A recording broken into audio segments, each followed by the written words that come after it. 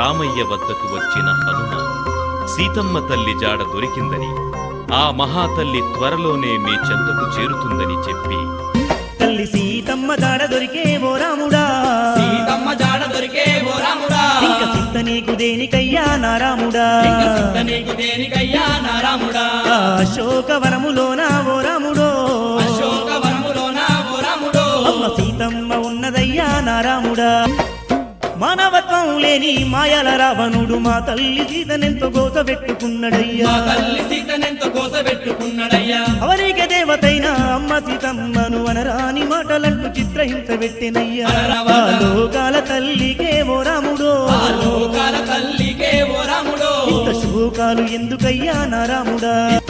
నా ప్రాణమైనట్టి నా రామచంద్రునికి నేను మంచిగానే ఉన్ననాని చెప్పుమన్నదయ్యా.